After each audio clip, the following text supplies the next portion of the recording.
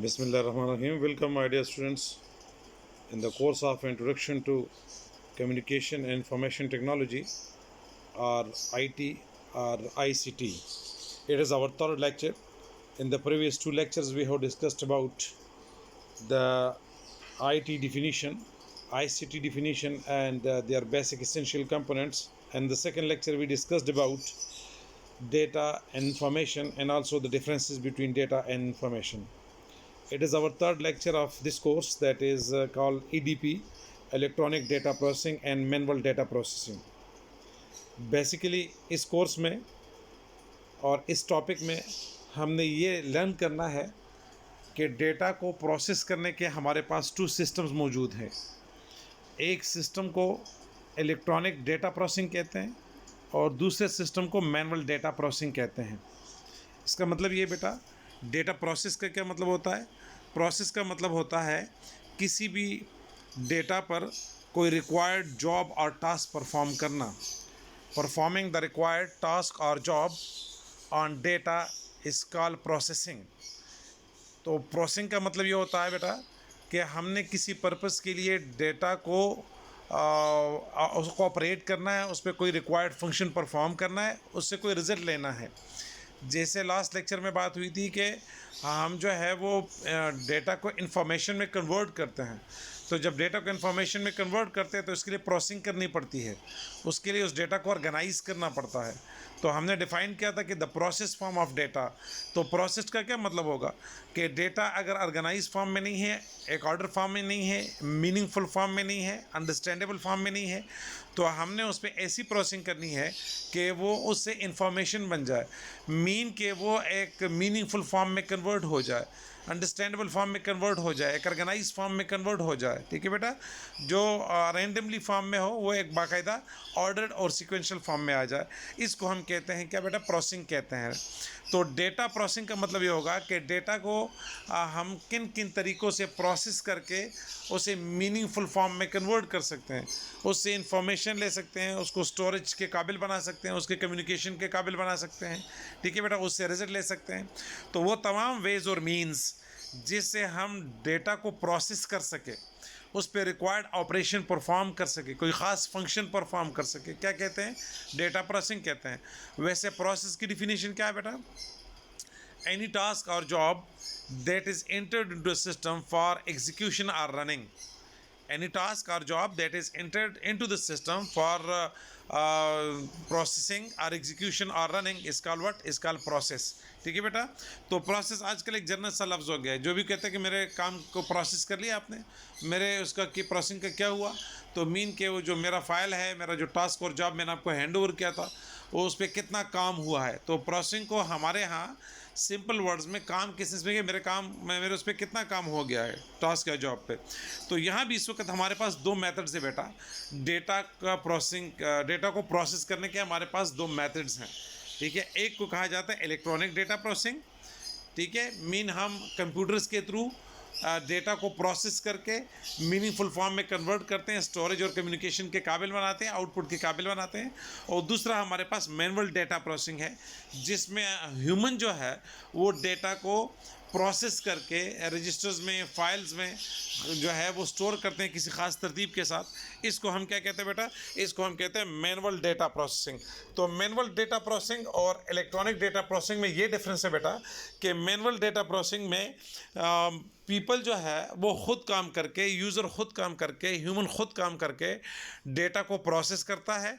और डेटा को प्रोसेस क्या मुराद है कि जो इन्फॉर्मेशन को रिक्वायर्ड है वो जिस तरतीब से आपने रखने हैं, उस तरतीब से उसको सर्ट करता है, स्टोर करता है अपने पास, और फिर जो है वो किसी रजिस्टर वगैरह में रिकॉर्ड कर लेता है।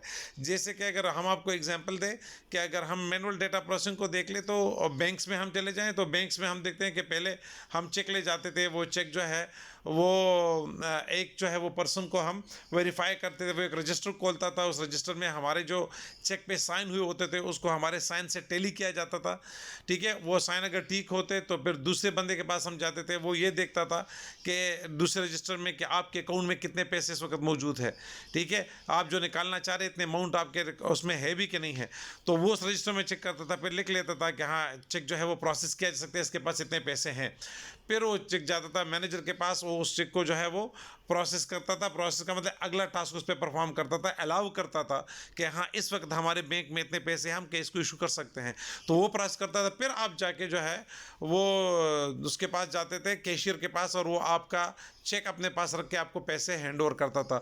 उस वक्त तक आपके चेक पे 4-5 साइन हो चुके होते थे। इसको हम मैनुअल डेटा प्रोसेसिंग कहते हैं। आजकल आप जाते हैं बैंक्स में बेटा, तो आप सीधे जो है वो कैशियर के पास जाते हैं, ठीक है। एक तो ये है कि आपको पहले से पता होता है कि मेरे बैंक्स में जो है वो सैलरी आ चुकी है, क्योंकि आपको इलेक्ट्रॉनिकली आपके मोबाइल पे या आपके ईमेल आपको आ जाता है कि आपकी सैलरी आ चुकी है, ठीक है। या वैसे 2-3 तारीख को आपको कंफर्म होता है कि मेरी सैलरी आई होगी, तो आप जाते हैं बैंक में और सीधा जो है वो चेक लिखते हैं और चेक कैशियर को देते हैं। कैशियर वो चेक उसी वक्त उसके कंप्यूटर में आपका सारा रिकॉर्ड मौजूद होता है, वहाँ आपके साइन भी मौजूद होते हैं, वहाँ ये भी पता चलता है कि आपके अकाउंट में इस वक्त कितने पैसे हैं। आपका वो साइन भी टैली कर लेता है उसी वक्त, इस एक ही सिस्टम पे, एक ही पर्सन एक ही वक्त में, और देख भी लेता है कि आपके पास कितना अमाउंट है, ठीक है। फिर आपका चेक नंबर चेक करते हैं कि यही चेक नंबर है, आपको जो चेक बुक अलॉट हुआ था तो वो भी सही है, तो बस उसको जो है वो एंडोर्स करके आपको जो है पेमेंट कर देता है और आप विद नो टाइम फ्री हो जाते हैं। इसको कहते हैं इलेक्ट्रॉनिक डेटा प्रोसेसिंग। इसकी दूसरी एग्जांपल आप ऐसा लिख सकते हैं बेटा कि जैसे हम पहले जाते थे नादरा के ऑफिस में, और हम जो है वो अपना NIC बनाते थे, तो कितने पापड़ बेलने पड़ते थे हमें। हम जो है वो फॉर्म फिल करते थे, वो फॉर्म फिल करके जो है वो हम जो है वो गजट ऑफिस से साइन करते थे। फिर वहाँ जाते थे, वो कहते थे कि यहाँ अब नादरा के ऑफिस में जाते थे, शनाख्ती कार्ड दफ्तर, वो कहते थे कि अपने पेरेंट्स का रिकॉर्ड निकाले। पेरेंट्स के रिकॉर्ड के निकालने का मतलब कि उनके पास जो बड़ा स्टोर होता था जिसमें सब लोगों की फाइलें मौजूद होती थी, उनसे आपसे कहते थे कि अपने पेरेंट्स के रिकॉर्ड निकाले, फादर के भी मदर के भी रिकॉर्ड निकाले। वो सारे रिकॉर्ड आप निकालते थे, या अगर आप उनके पर्सन को कहते कि निकाले तो पेमेंट करनी पड़ती थी, वो निकालते थे आपको। और उसके लिए आपसे कहते थे कि आप हफ्ते बाद आ जाए, 3-4 दिन बाद आ जाए, ठीक है ना जी, हफ्ते बाद पूछ ले आप। तो वो फिर जवाब आते थे वो आपके उस रिकॉर्ड के साथ, और अगर उस वक्त आपको चाहिए तो फिर खुद ढूंढ ले आप। तो ये आप फिर टेली कर लेते थे आपके फाइल के साथ, वो टेली कर लेते थे कि हाँ आपके ये वाकई आपके माँ बाप यही है और आप इनके जो है वो औलाद हैं, उसके साथ टेली करते थे। ये 1 दिन में हो, 2 दिन में हो, हफ्ते में हो, ठीक है ना। वो टास्क जब हो जाता था उसको वो एंडोर्स करते थे कि हाँ यही बंदा है। फिर आपसे वो लेकर वो मेन ऑफिस भिजवा दी जाती थी, वो फाइल वो जाती थी मैनुअली। फिर वहाँ जो है वो आपका शनाख्ती कार्ड बनता था, प्रिंट होता था, फिर तो पता नहीं कितने टाइम बाद आपको आपकी NIC मिलती थी। लेकिन अभी आप इलेक्ट्रॉनिक डेटा प्रोसेसिंग नादरा का सिस्टम देख ले, कंप्यूटराइज सिस्टम, आप जाते हैं बेटा, वहीं से वो आपको कंप्यूटर से एक फॉर्म निकाल के देते हैं, ठीक है। वहाँ पर आप तंब लगाते हैं, पिक्चर बनाते हैं, सब चीज़ें आपकी हो जाती हैं, ठीक है। वो पिक्चर आप अलग निकालते थे, साइन अलग करते थे, तंब अलग लगाते थे, वालिद का रिकॉर्ड अलग निकालते थे, वालदा का अलग निकालते थे।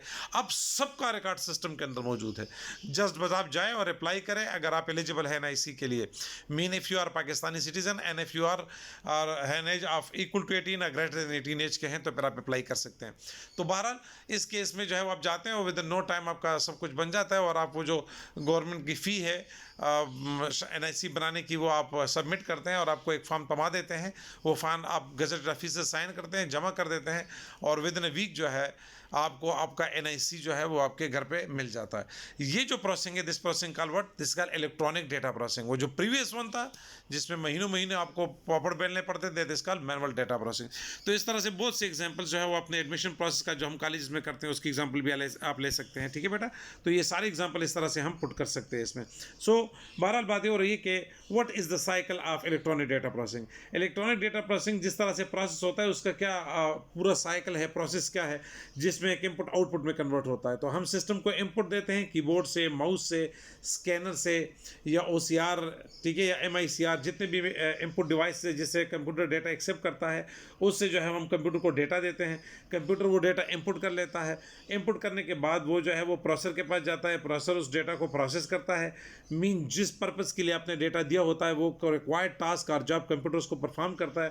प्रोसेसिंग की मिसाल आप ऐसे भी ले सकते हैं, जिस तरह हम कंप्यूटर को कह दें कि आप जो है वो A+B² की वैल्यू निकाले और हम A और B की वैल्यू दे, तो कंप्यूटर इस फार्मूले के मुताबिक वो प्रोसेस करके आपको इसका रिजल्ट दे दे।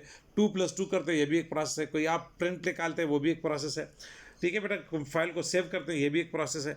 तो 12 कंप्यूटर उस पर प्रोसेस करते हैं और प्रोसेस करने के बाद रिजल्ट निकालता है। रिजल्ट निकालने के बाद स्क्रीन पे आपको रिजल्ट डिस्प्ले हो जाता है।